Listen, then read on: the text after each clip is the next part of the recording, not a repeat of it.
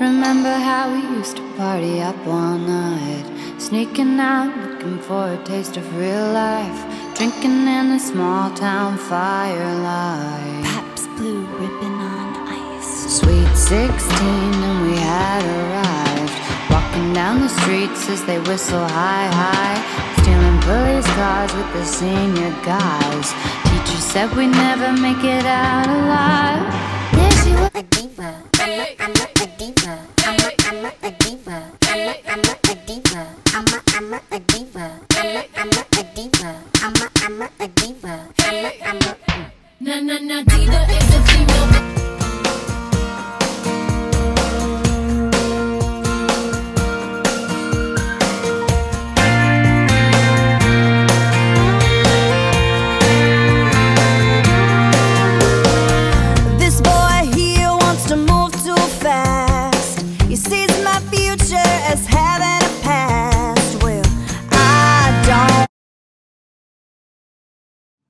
Barney was born into a prominent family in Ohio in 1876. Her family's status made it easy for her to live openly as a lesbian early on. As a product of a tumultuous marriage and an abusive father, Barney began to act out in rebellious ways very early. From childhood, Barney loved Paris and attended a boarding school there. This school most definitely shaped Barney's ideology. She was taught about women's rights and to think for herself, which was atypical at the time. Barney lived almost all her years of life in Paris after attending this school, and her work is predominantly in French, even though English was her first language. Natalie's father died in 1902, and her inheritance gave her the ability to live and do whatever she wanted to. She considered her greatest achievement to be her salon at 20 Rue Jacob. Within her salon, literary and artistic people from all over the world would meet and discuss their own work and others.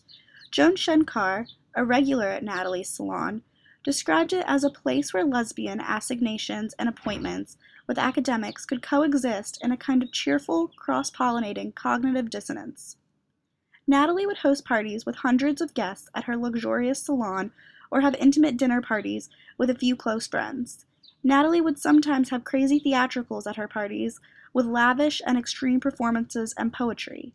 Guests that would attend her salon include André Gide, Anatole France, Jean Cocteau, Thornton Wilder, Sinclair Lewis, Peggy Guggenheim, Nancy Cunard, Rainer Maria Rilke, F. Scott Fitzgerald, James Joyce, and Isadora Duncan.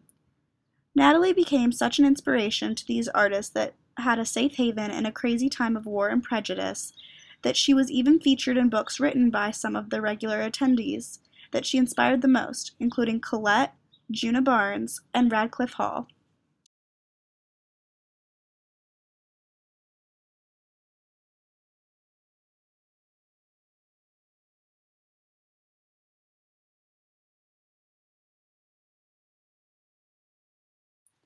Natalie knew from the age of 12 that she was a lesbian, and her parents' terrible marriage made her detest the idea of monogamy.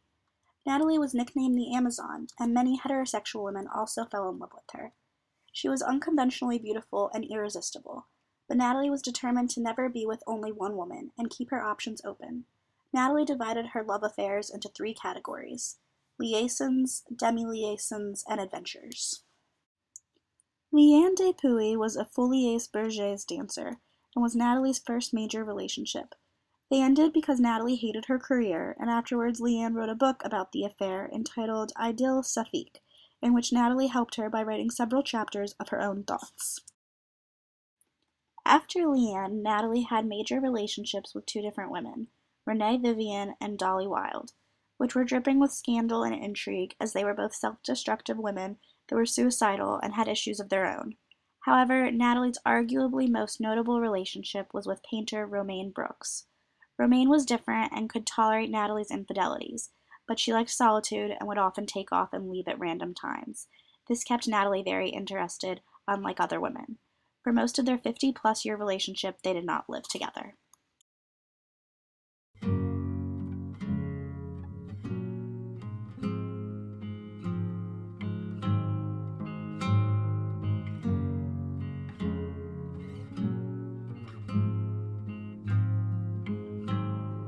Mama said, lift your head, from the sieve of your hands.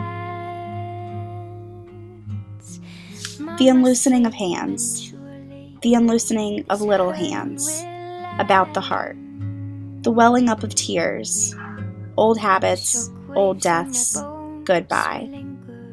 You are sacred ground under my onfaring. I shall tread so lightly that you will not feel my leave-taking. Yet the breath of a new world, the ever-promised land, exalts my nostrils. I am on the warpath towards peace, the peace of single choice, determination, onward. Evolution, open your arena. Shower down your nearest spears of truth. Great fear throbs in me, fear that leads me on. I have shut my eyes long enough. Shut eyes grow blind. Clinging to just one little human life, limiting, repressing all it would not share. I who had an easy world to give, in the first heartbeats of my hope. Yet now, with 40 years has come another youth, a youth in which I recognize myself. Myself, how long you've lingered, waited, strayed. Beauty seems an empty shell, outworn. Great longing of my sea, break forth to be uncontained. Count not your shipwrecks, every spar may save. So I, not cruelly, not impetuously, but with keen, shrewd resolve, rise up. Why do I rise on timid, stealthy feet, in the dark to take leave of the dark, to kiss the eyes of night farewell, and turn love's withered face full on the dawn? May the dawn learn through me, not tint and play with empty shadows here, but raise the arch of triumph of its day. I hear a sound as a world on flame. My past a burning city, shall I look round? Salt of my earth, all my tears crystallized. You'd call me back into the phantom house?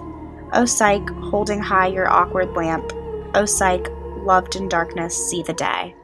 Mama said, Clifford.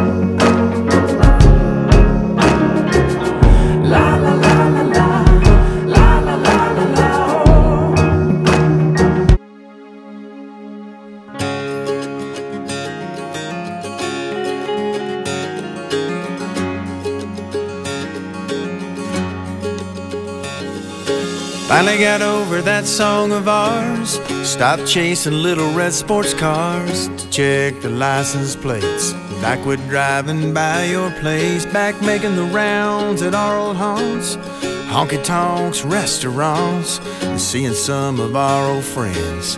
Feels good to dance again, and I can finally smell your perfume at night. Look around the room for you, and I can walk right by your picture in a